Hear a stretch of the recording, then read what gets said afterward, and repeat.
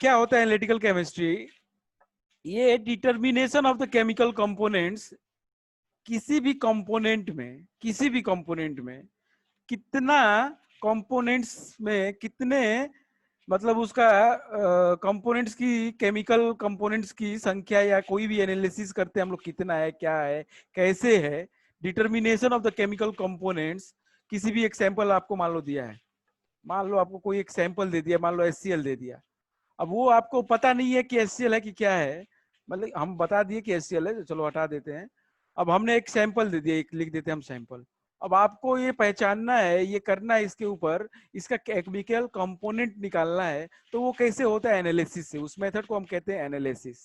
उस मेथड को हम कहते हैं एनालिसिस। कि किसी भी कोई सैंपल दिया गया, उसके कंपोनेंट्स, केमिकल कंपोनेंट्स कौन कौन से, कार्बन है, हाइड्रोजन, नाइट्रोजन, ऑक्सीजन, या कोई भी कितने हैं, कैसे हैं उसके अंदर, ये चीज का जो पता कर किया जाता है, उस प्रोसेस को कहते हैं हम लोग एनालिसिस। उस प्रोसेस को हम लोग क्या कहते हैं? एनालिसिस। तो हम बताएंगे, जरा देखिए। Analysis, analysis is a method,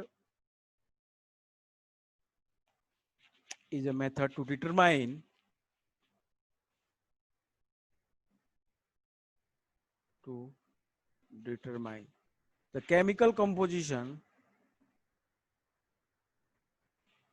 the chemical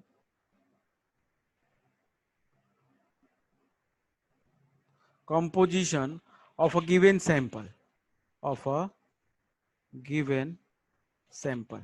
sample आपको कोई दिया गया है, उसमें केमिकल कंपोजिशन, मतलब उसमें नंबर ऑफ कार्बन या हाइड्रोजन, जो भी एलिमेंट्स है उनकी संख्या या उनका फॉर्मूला आप पता करेंगे कि क्या है एग्जैक्टली। उस मेथड को हम कहते हैं एनालिसिस। अब दो तरीके की एनालिसिस होती है बेटा, वेरी इंपॉर्टेंट। एनालिसिस जो है वो दो तरीके की होती है। एनालिसिस जो है ये दो तरीके से हो सकती है। एक होता है क्वालिटेटिव एनालिसिस और एक होता है क्वांटिटेटिव एनालिसिस। मतलब क्वालिटी क्या है उसकी, और एक है क्वांटिटी क्या है उसमें। दो तरीके का होता है ये analysis. First one is,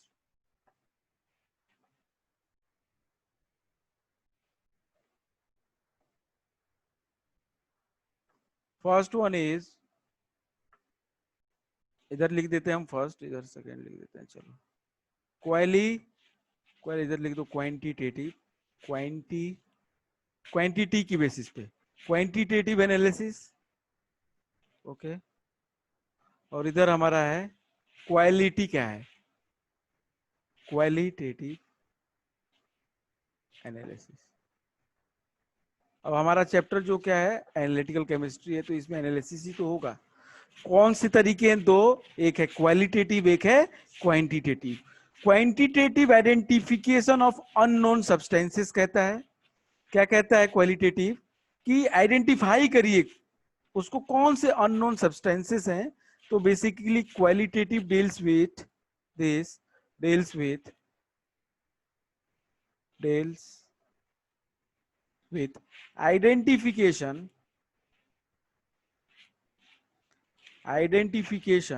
okay, of the unknown substances।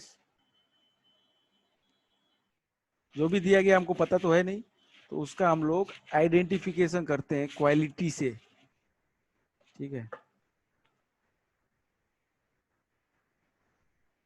Unknown substances.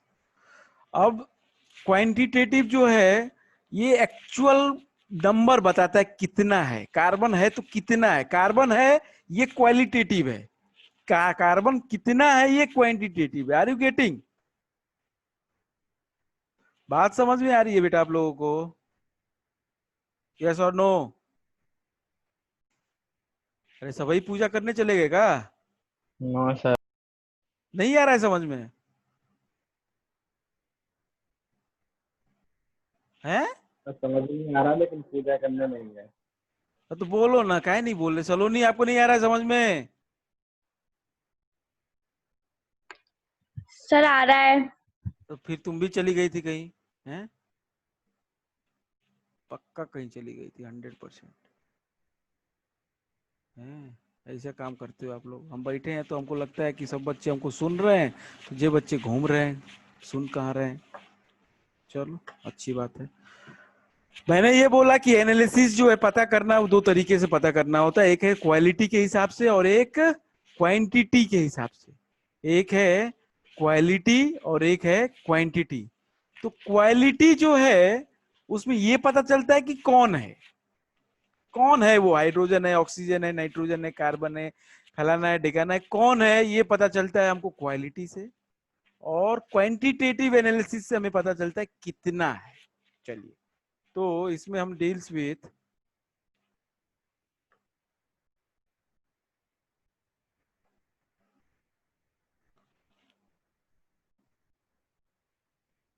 Determination of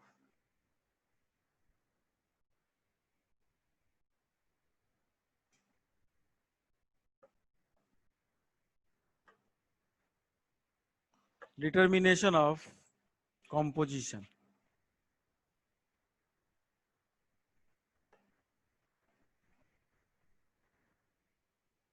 ठीक है भाई, तो ये दो चीजें हैं, क्वालिटेटिव और क्वांटिटेटिव। इसमें किसी को अभी तक कोई समस्या है तो मेरे को बता दे। No sir. क्वालिटेटिव एनालिसिस कैसे की जाती है अब ये देखना है। पहले हम करेंगे क्वालिटेटिव एनालिसिस। क्वालिटेटिव एनालिसिस कैसे की जाती है ये हमको समझना है। हम उसमें क्या कराते हैं, केमिकल टेस्ट। क्या करते हैं, केमिकल रिएक्शन करते हैं, अलग अलग चीजों से कैसे रिएक्ट करता है। जैसे आप लोगों को पता है कि कोई एसिड है, पता कैसे चलेगा कि एसिड है। कोई वाटर है आपके पास, वो अगर आपको दिया, दो कलरलेस चीजें दी गई लिक्विड में, दो कलरलेस, आपको बता पूछा गया कि कौन सा वाटर है बताओ, तो आपको बताने के लिए क्या करना पड़ेगा, उसका रिएक्शन कराना पड़ेगा किसी से। अगर आप रिएक्शन कराओगे तो वो जो रिएक्शन हमने पढ़े हैं सारे, वो उसी तरीके का जो रिएक्शन हम लोगों ने बताया था, ये प्रेसिपिटेट बनता था, ये बनता था, वो बनता था। कलर एक आता है, सबका एक कलर होता है स्पेसिफिक, वो कलर दिखेगा तो पता चल जाएगा कि भाई साहब हाँ वही है। बात समझ में आ रही है जतिन? बात समझ में आ रही है? हैं? Yes sir. तो हम अगला करते हैं, क्वालिटेटिव स्टार्ट करते हैं, qualitative analysis. Others, are you getting or not? Yes sir, I am getting. चलिए, तो क्वालिटेटिव एनालिसिस हम लोग समझते हैं, समझ तो गई हैं, लेकिन और डिटेल में देखते हैं करते क्या है इसमें। Qualitative,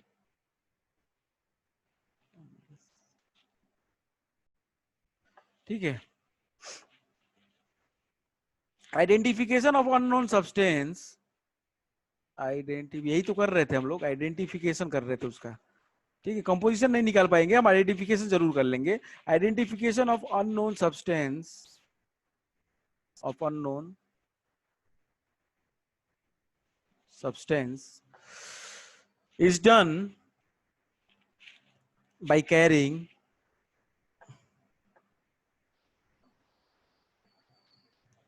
out chemical reaction, by carrying out chemical test या chemical reaction। chemical test लिख लो, chemical test with the help of reagent, with the help of reagent। reagent क्या होता है पता है क्या आप लोगों को? Do you know what is reagent?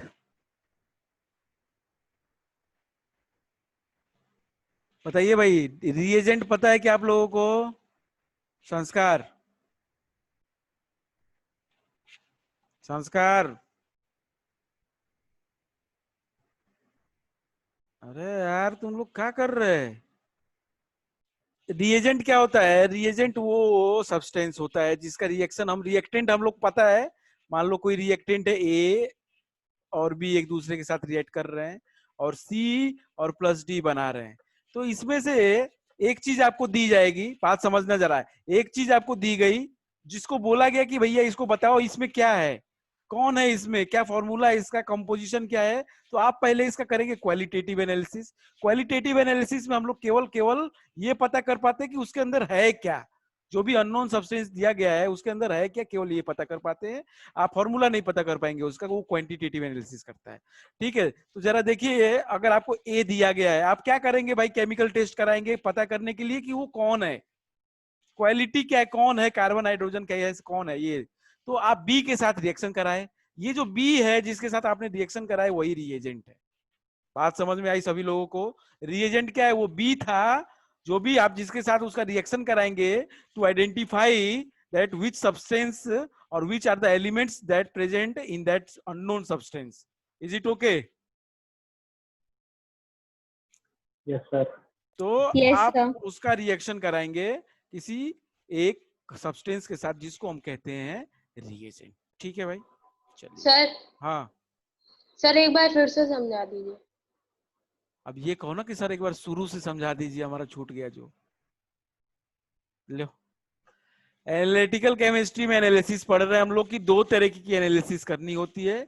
Analysis का मतलब ऊपर लिखा है, is a method to determine the chemical composition of a given sample. जो भी सैंपल आपको दिया गया, हाथ में आपको दे दिया गया दो, मान लो कि कलरलेस लिक्विड, एकदम बिल्कुल पानी जैसा दिखने वाला दोनों है, तो आपको बोला कि भाई पहचानो अब इसमें क्या है, कोई नेम स्लिप, कोई कुछ नहीं है, कोई कुछ भी लिखा नहीं है, आपको ट्रांसपेरेंट एक कांच की बोतल में दे दिया गया, तो आप कैसे पहचानोगे, आप क्या करोगे उसकी एनालिसिस। तो एनालिसिस क्या किया जाता है, उसमें डिटरमाइन किया जाता है कि कौन है और कितना है। तो दो तरीके की एनालिसिस है, क्वालिटेटिव और क्वांटिटेटिव। क्वालिटी में ये पता चलता है कि कौन है, और क्वांटिटेटिव में पता चलता है कि कितना है। तो अब हम कर रहे थे क्वालिटेटिव एनालिसिस। क्वालिटेटिव एनालिसिस में क्या करते हैं हम लोग, कैसे पता करते हैं कि कौन है, हम उसके लिए उसका रिएक्शन कराते हैं, केमिकल टेस्ट करते हैं। क्या करते हैं, देखो इधर, हम उसका क्या करते हैं, केमिकल टेस्ट, केमिकल रिएक्शन कराते हैं किसी एक रिएजेंट के साथ या किसी एक सब्सटेंस के साथ, जिसको हम रिएजेंट कहते हैं। Okay, yes sir. ठीक है। ये रिएजेंट उसके साथ रिएक्ट करने वाला चाहिए, ये नहीं पता चला ऐसा रिएजेंट ले लिया जो रिएक्ट ही नहीं कर रहा है ना। अब जितने भी एल्केलीज होते हैं वो सारे बहुत इंपॉर्टेंट रिएजेंट्स होते हैं, बहुत इंपॉर्टेंट रिएजेंट्स होते हैं जितने भी एल्केली होते हैं। ठीक, तो हम लोग अब कलर करते हैं, colours of the salt and their solutions. कई सारे सॉल्ट हैं, उनके कलर्स आप लोग को पता होने चाहिए, उससे हम लोग को देख के पता चल जाता है कि हाँ भैया ये होगा इसके अंदर, जब कलर पता रहेगा तभी। ठीक है,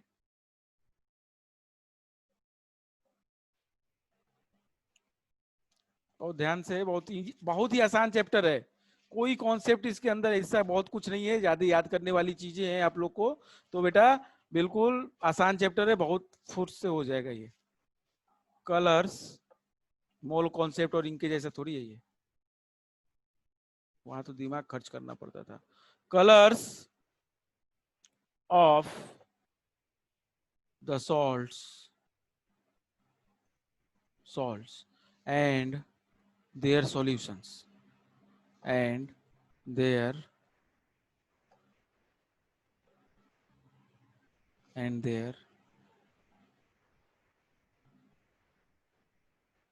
solutions। अब ये बताओ कि रिप्रेजेंटेटिव एलिमेंट्स कौन से होते हैं, आदर्श बता सकते हो आप हमको, रिप्रेजेंटेटिव एलिमेंट्स कौन से होते हैं, आपको पता है क्या? जल्दी बताइए आदर्श, आपको पता है बेटा, हाँ या ना? No, sir. नहीं पता है। मेन ग्रुप एलिमेंट्स पता है आपको? मेन ग्रुप एलिमेंट्स पता है आपको? नहीं पता है। जतिन यादव बताएंगे, बताइए आदर्श यादव को। Sir, can you repeat the question? Main group elements और रिप्रेजेंटेटिव एलिमेंट्स कौन होते हैं, कौन से ग्रुप के होते हैं? रिप्रेजेंटेटिव एलिमेंट पहली बार सुन रहा है क्या नाम? Yes, sir. अरे वही है, बच्चा सोटर लगाना बचा है, वो लगता है तो नहीं भूलता ये। यस सर, बड़ी सीना तान के बोल रहे तुम। Sir, पहली बार ही सुना हमने ये चुप, नाम। कथा पहली बार सुना है। संस्कार, संस्कार नहीं। सलोनी आप बताओ, सलोनी तुम्हें भी नहीं पता है, नहीं तो अभी तक तो बोली देती। Yes sir. Nitya sir Tiwari, transition पता है, रिप्रेजेंट। हाँ हाँ, जो नहीं पूछेंगे वही पता होगा। हाँ, ट्रांजिशन नहीं, रहने दो, जरूरत नहीं है ट्रांजिशन की। नित्या तिवारी आप बता सकती हैं क्या? इतना टाइम नहीं है आप लोग सर, इतना। हाँ सर ग्रुप 1, 2 हाँ और 3 से 17 तक रिप्रेजेंटेटिव एलिमेंट्स होते, और सर वो मेटल्स भी होते और नॉन मेटल्स भी होते। अच्छा, कहाँ से सर नहीं सर नहीं sir sir sir sir Sir, there S are block two के outermost elements shell. Representative elements हैं होते, हैं? एस ब्लॉक के रिप्रेजेंटेटिव एलिमेंट्स होते, ग्रुप 1 और ग्रुप 2। वाह रे वाह, बहुत अच्छी बात है। नित्य कहाँ से देख के बताई बेटा? सर हमने पढ़ा था, हम क्यों देखें? पक्का? हाँ सर। सही है नित्य का आंसर, वेरी गुड। तो पीरियोडिक टेबल पढ़ा है कि नहीं जतिन? पढ़ाया कि नहीं पढ़ाया मैंने, ये बता। Yes sir. कहाँ दिमाग था उस समय? कहीं पबजी नहीं डिलीट नहीं हुआ था ना उस समय तक। चलो, सर, हो गया था पहले ही। तो colours representative elements group 1, group 2, group 13 से लेके 70, ग्रुप 13 से लेके 17 तक, और ग्रुप 1 और ग्रुप 2 को रिप्रेजेंटेटिव एलिमेंट्स कहते हैं। तो जरा देखिए क्यों रिप्रेजेंटेटिव कहते हैं। संस्कार, संस्कार क्यों रिप्रेजेंटेटिव कहते हैं, बता सकते हो क्या?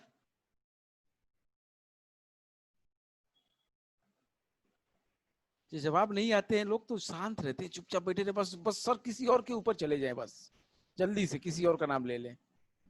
No, sir. हाँ तो जवाब दो ना, हाँ कि ना, में नहीं पता है तो। नित्य तिवारी पता है इसका आंसर? नो सर, ये हमें नहीं पता। चलो नहीं, नहीं पता होगा। सर क्योंकि उनके आउटर शेल्स जो होते हैं वो कंप्लीट नहीं होते। गुड। कितने? सर जो outermost shell valence shell होता है वो कंप्लीट नहीं रहता है। अच्छा, तो रिप्रेजेंटेटिव का क्या मतलब है इससे? सर ये मतलब वर्ड को तो भाई आप समझो, किसी का नाम जो रखा जाता है वो नाम उसके पीछे वजह होती है ना रखने की, ऐसे थोड़ी खाली पीली नाम रख दिया जाता है। तो बताया जो आपने बिल्कुल सही बताया, वो होता है, ऐसा है। लेकिन एग्जैक्टली इसका आंसर जो है नाम रिप्रेजेंटेटिव इस वजह से है क्योंकि हर एक जो उनके ग्रुप का जो पहला एलिमेंट होगा वो पूरे अपने फैमिली को रिप्रेजेंट करता है, पूरी फैमिली को रिप्रेजेंट करता है वो। सर वो जैसे कार्बन फैमिली ये सब होते, वो इसलिए। हाँ हाँ, कार्बन फैमिली बोलते थे, boron family, nitrogen family, oxygen family. तो वो पहला एलिमेंट अपने पूरे ग्रुप के एलिमेंट को रिप्रेजेंट करता है। बात समझ में आ रही है? आदर्श यादव, आर यू गेटिंग? पढ़ा है पीरियोडिक टेबल? Yes, sir. पढ़ा है सर, बस समझा थोड़ी है, बस पढ़ लिया था। चलिए, तो colour of the salts and their solutions क्या होगा, जरा इसमें समझिएगा। The salts of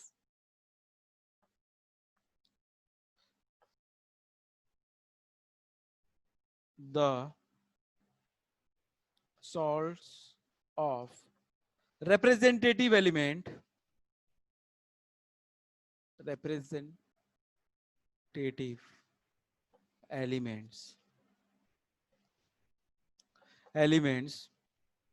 of periodic table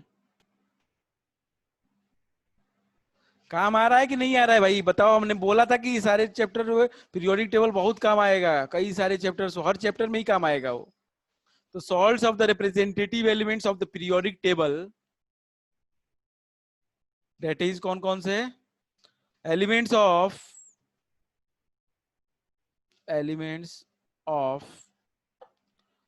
S block and P block कह सकते हो। पी में केवल लास्ट वाला 18 वाला छोड़ दो, वैसे हम लिख दें ग्रुप 1, 2, 13, 14, 15, 16 एंड 17। ये जो है भाई साहब, ये हैं रिप्रेजेंटेटिव एलिमेंट्स। इनके कलर कैसे होंगे जरा समझिए। आर जनरली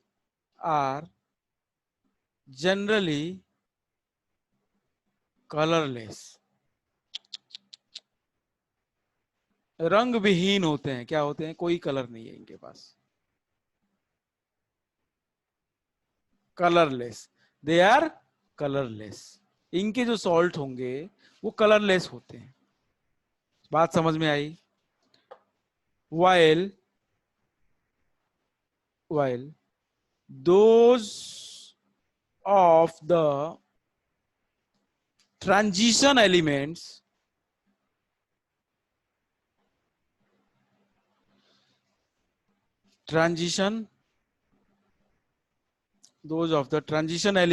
मतलब कौन? ग्रुप नंबर बताएगा कोई? सलोनी बता रही थी, बताओ। सर मैं बताऊं? ग्रुप सर नंबर मैं बता सर 5 6 नहीं नहीं सर नहीं 3 to 12 group number 3 to group number 12। Very good. Group number 3 to group number 12 को ट्रांजिशन एलिमेंट्स कहते हैं। ठीक है, इनके जो एलिमेंट्स के जो सॉल्ट होंगे, while those of the transition element salts of elements are generally colourful रहेंगे ये। तो एक चीज तो समझ में आ गई सर कि रिप्रेजेंटेटिव एलिमेंट्स के जो भी अब एलिमेंट्स आपको पता रहेगा तो आप कलर बता सकते हैं। सोचिए पीरियोडिक टेबल का कितना फायदा है। केवल ग्रुप से नहीं, आपको ये भी पता रहेगा कि कार्बन का है कोई, नाइट्रोजन का कोई है सॉल्ट, ठीक है, एल्यूमिनियम का कोई सॉल्ट है, तो क्या होगा? जनरली कलरलेस होंगे। बात समझ में आ रही है? 1 2 13 14 15 16 17 कलरलेस।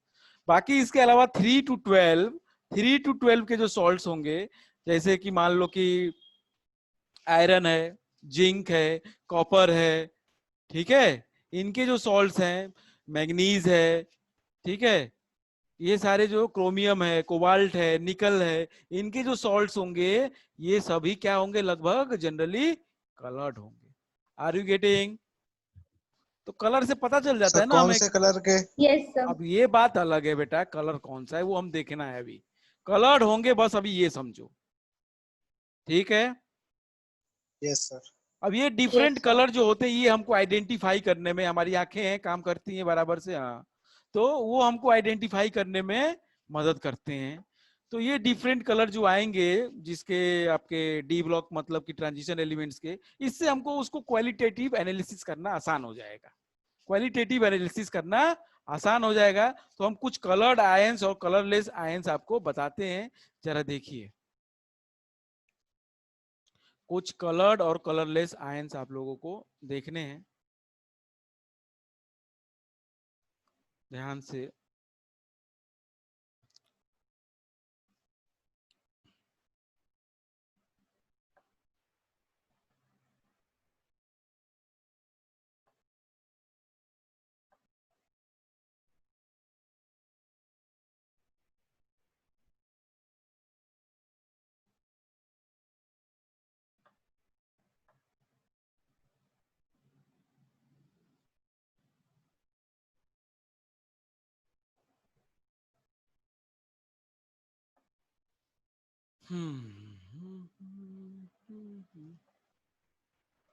कलरलेस आयंस यहां पे लिखेंगे हम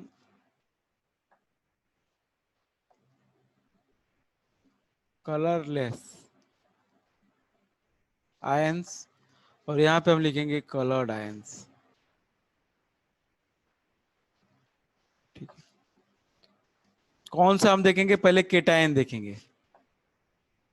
ये आयंस की जगह पे केटायन ही कर दो, आयंस की जगह पे इसकी जगह पे केटायन लिख दो, इसकी जगह पे एनायन लिख दो।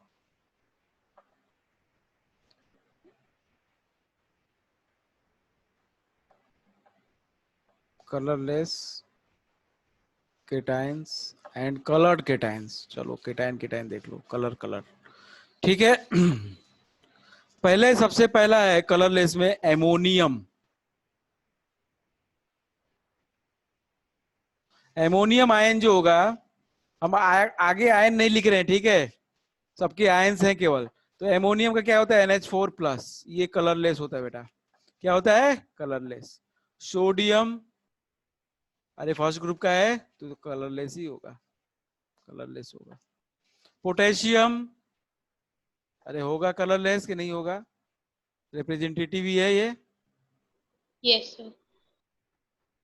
K+, ये भी कलरलेस। कैल्शियम, देखो इसमें आयन में नहीं लिख रहा हूं, बात समझ रहे हो आप लोग?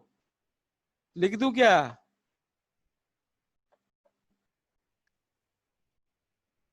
अरे बोलो। No sir. नो सर का पता पता नो चले बाद सर। में कंफ्यूज हो गए तुम लोग कि हाँ सर ये तो आयन नहीं लिखा था आपने, ये तो एमोनियम का आपने बता दिया था कलरलेस होता है। भैया ये आयन्स है, प्लस चार्ज आ रहा है तो आयन्स होंगे, ठीक है। कैल्शियम Ca2+, ठीक है। मैग्नीशियम एल्यूमिनियम, ये तो इतना लिखना भी नहीं चाहिए हमको, केवल सिंबल लिख देते हैं Mg2+। फिर एल्यूमिनियम सिंबल ही लिख दे रहे हैं हम, Al3+। फिर लेड Pb2+। फिर जिंक, जिंक भी कलरलेस होता है ये, जबकि जनरली मैं बोला था लगभग लगभग सबका नहीं होगा, ये गारंटी नहीं, कुछ तो एक्सेप्शन होंगे। जिंक है डी ब्लॉक का मतलब ट्रांजिशन एलिमेंट, लेकिन फिर भी ये कलरलेस होता है, ये एक्सेप्शन है, मतलब ये अलग से आप लोग को ये ध्यान रखना पड़ेगा जिंक का, ठीक है। कुछ कलर्ड आयंस देख लेते हैं और उनके कलर भी देख लेते हैं, कुछ कलर्ड आयंस भी देख लेते हैं और उनके कलर भी देख लेते हैं जरा, ठीक है।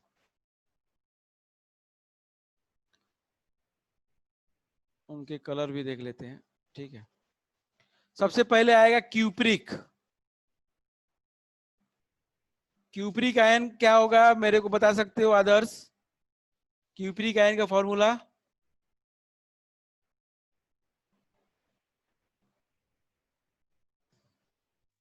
बता सकते हैं क्या? सर अरे रुक मैं बताऊं जाओ, सर? रुक जाओ आदर्श, पता है बेटा? Yes sir. बताओ नो क्यू। Sir. Yes sir, no sir. Jatin,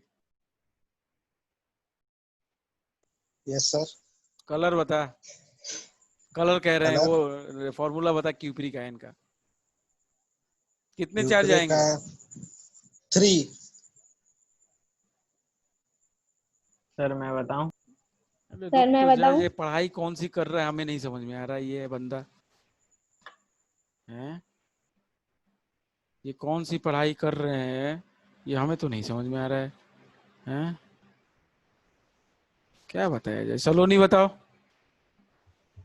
sir 2, Cu2+। Cu2+, 2 charge और आएगा। Cu+1 क्या होता है? इसका नाम क्या होता है? बताओ जल्दी, इतना टाइम थोड़ी लगता है अगर पता है तो। Sir copper ion. Sir copper ion. Sir बुद्धि, ऐसा बोलो ना, कॉपर आयन आप करें बुद्धि सही यूक्रिक है, आयन। बुद्धि सही है आप लोगों की, कॉपर आयन करते जा रहे हो। सर हम बोले सर कॉप सर क्यूप्रस बोलते शायद। शायद तुम्हें कॉन्फिडेंस कब आएगा नित्या, पता होते हुए भी तुम ऐसी करती हो। क्यूप्रस कहते हैं इसको। OUS लगता है लोअर वैलेंसी पे, IC लगता था हायर वैलेंसी पे। 9th क्लास में क्या पढ़े थे यार तुम लोग?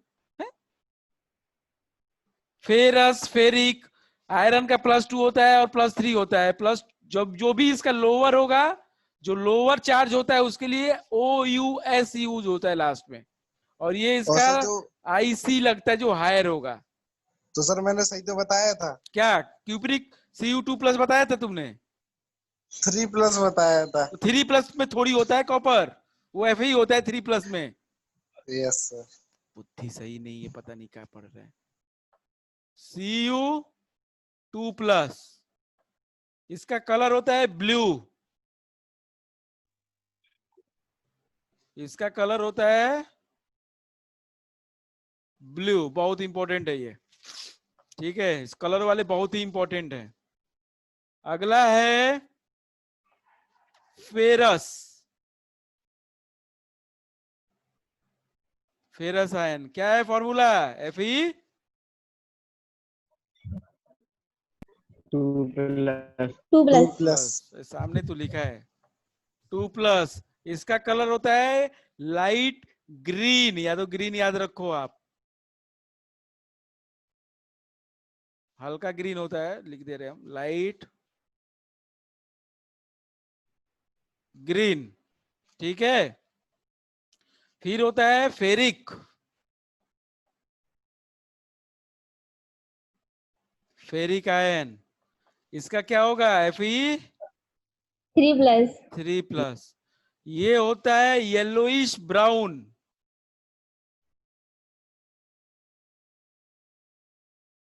येलोइश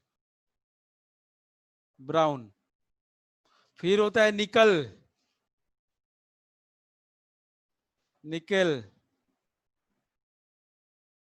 निकेल आयन होगा, इसका होगा Ni2+। इसका कलर होता है ग्रीन। इसका कलर होगा ग्रीन। ओके, इसके बाद होगा आपका क्रोमियम आयन। Cr3+।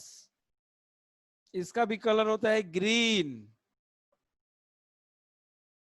ठीक है, लास्ट में है manganese ion.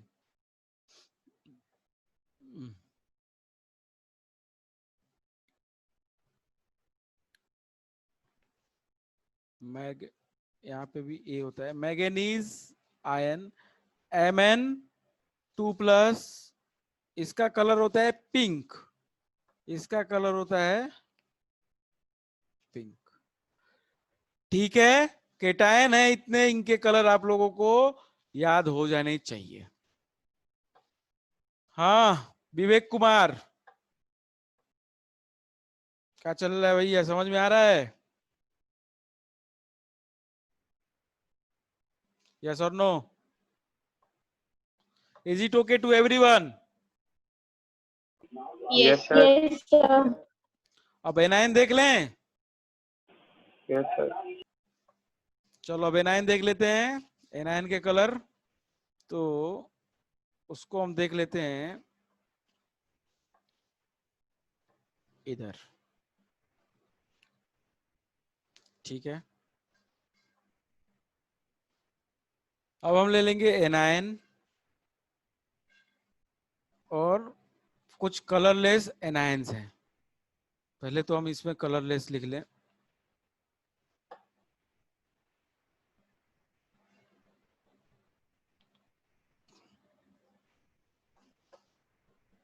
Colourless anion. Colourless वाला तो सिंपल है ना, कि केवल नाम याद रखना है। कलरलेस वाले में क्या क्या है? पहला है, एनायन की बात करता है, क्लोराइड। क्लोराइड आयन, इसका होगा Cl-1-। दूसरा होगा इसके अंदर में सल्फेट।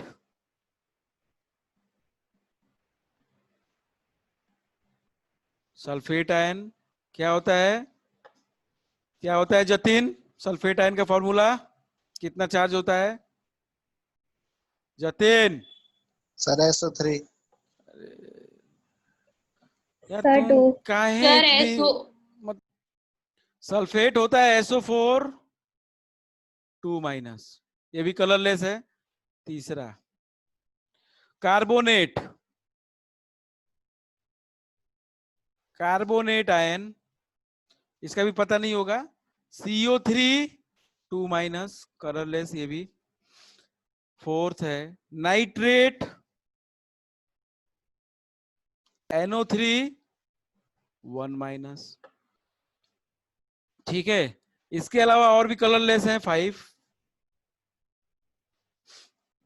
हाइड्रोजन कार्बोनेट या बाइकार्बोनेट। हाइड्रोजन कार्बोनेट आयन, ये होता है इसका फॉर्मूला HCO3 कितना माइनस? Sir, 1. 1-। अब इसमें कॉमन सेंस लगाना है। CO3 के पास क्या था? 2-। अब H और आ गया तो H के पास तो प्लस होता है ना, तो इसका एक माइनस खत्म हो जाएगा, प्लस माइनस खत्म, -1 बच जाएगा। इतना कॉमन सेंस लगा लगा के याद रखना है, चीजों को नहीं याद हो पा रहा है आप लोगों से। 6th sulphide. Ion, sulphide ion. अभी बताया था मैंने इसका S माइनस। S2 minus. क्या हाँ कर रहे हो? S2।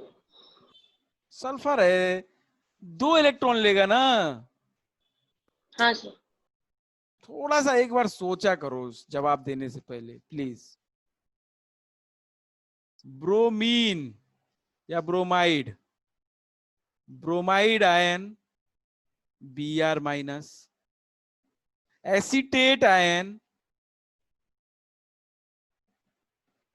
सलोनी फार्मूला बताओ एसीटेट का, पता है? हाँ सर, CH3COO क्या माइनस कितना? सर 1। 1 minus, good. तो ये हमारे कलरलेस एनायन है। ज्यादातर एनायन तो कलरलेस है यार, देखो जरा, आसान है ये तो याद रखना। ज्यादातर एनायन तो कलरलेस ही है, ठीक है। Colourless anion. अब बात कर लेते हैं हम कलर्ड एनायन की। कलर्ड एनायन की, कलर्ड एनायन में, कलर्ड एनायन में सबसे पहला आएगा आपका परमैग्नेट।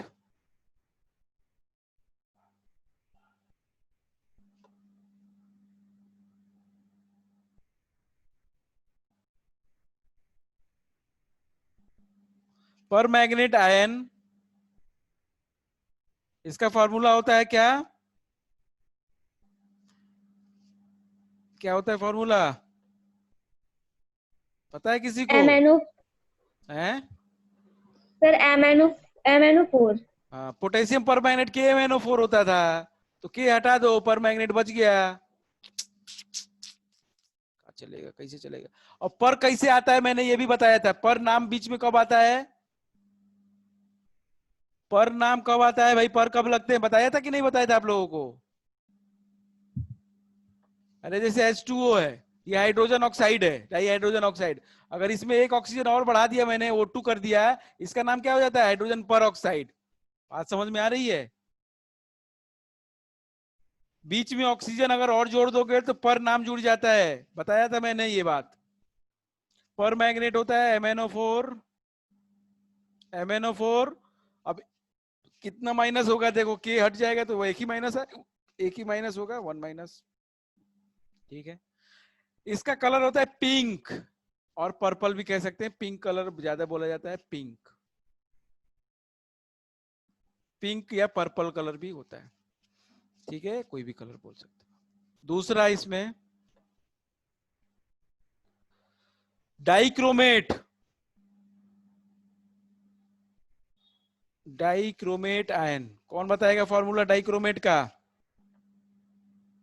सब पढ़ा है 10th में, 9th में, सब पढ़ा है 9th में। डाइक्रोमेट का फॉर्मूला कोई बताएगा मेरे को कि बताऊं मैं? पोटेशियम डाइक्रोमेट का सर नाम सुना था? पोटेशियम डाइक्रोमेट का अपने लाइफ में कभी नाम सुना है? जतिन सुना है नाम? सुना होगा सर, याद थोड़ी है।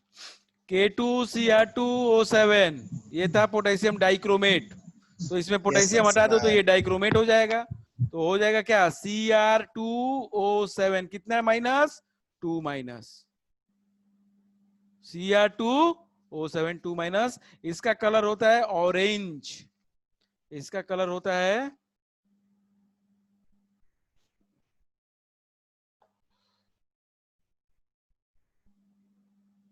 ऑरेंज, ठीक है। एक और बचता है क्रोमेट, तीसरा एक और बचता है, यहीं पे कर देते हैं। क्रोमेट आयन जो होता है उसका फॉर्मूला कौन बताएगा मेरे को? क्रोमेट का sir CRO, sir CRO4 -4। 4। CRO, अरे यार यहाँ पे आ नहीं गा, आएगा नहीं। एक काम करते हैं हम, यहाँ पे लिख देते हैं, ठीक है।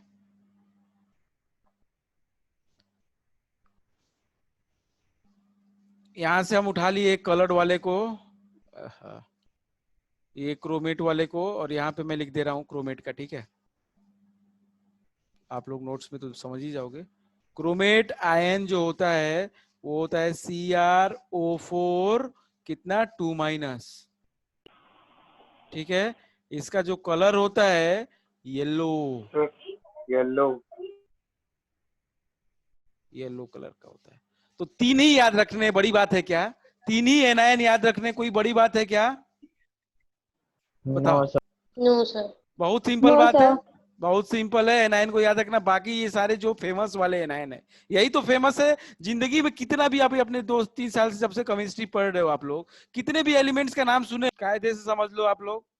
अगली क्लास में आने से पहले सभी बच्चों को ये याद होने चाहिए कलर्स, ठीक। अदरवाइज हम क्लास में एंट्री नहीं देंगे, पहले हम पूछेंगे, ठीक है। Okay then, okay sir. Thank you. Sir हाँ रिकॉर्डिंग तो डाल ही देना देखते हैं। सर। अब आपसे नहीं पूछेंगे, हम काहे परेशान हो रहे हैं।